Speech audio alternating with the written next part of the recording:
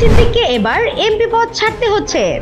দুর্নীতির অভিযোগে সম্প্রতি যুক্তরাজ্যের মন্ত্রিসভার অর্থনীতি বিষয়ক মন্ত্রী পদ থেকে পদত্যাগ করা টিউলিপ সিদ্দিককে এবার এমপি পদ ছাড়ার জন্য চাপ দিচ্ছেন বিরোধীরা। আজ ব্রিটিশ সংবাদ মাধ্যম ডেইলি মেইলের প্রতিবেদন থেকে এ তথ্য জানা গেছে। প্রতিবেদনে বলা হয়েছে, চলতি সপ্তাহের শুরুর দিকে বিরোধী দল কনজারভেটিভ পার্টি টিউলিপের আসন হ্যাম্পস্টেড অ্যান্ড হাইগেটে তার পদত্যাগের দাবি জানিয়ে প্রচারণা শুরু করেছে। আগামীকাল সোমবার এক পিটিশনের মাধ্যমে তাকে তার নির্বাচনী এলাকার জনগণের মুখোমুখি হওয়ার দাবি জানানো হবে। এই বিষয়ে টিউলিপের আসনে বিরোধী দলের নেতারা লিফলেট বিতরণ শুরু করেছেন। কিছু লিফলেটে টিউলিপের বিরুদ্ধে প্রায় $5 বিলিয়ন আত্মসাতের অভিযোগ আনা হয়েছে। ক্যামডেনের জ্যেষ্ঠে কনজারভেটিভ পার্টির নেতা ডেভিড ডগলাস মন্তব্য করেছেন, সে সবার ধারণা মতো ভদ্র মেয়ে নয়। এর আগে টিউলিপ সিদ্দিক গত 14 জানুয়ারি ট্রেজারি মন্ত্রী পদ থেকে পদত্যাগ করেন। মন্ত্রী পদ থেকে পদত্যাগ করার মাত্র কয়েকদিন পর এখন টিউলিপ সিদ্দিকের এমপি পদ ছাড়ার দাবির মুখে পড়তে হয়েছে।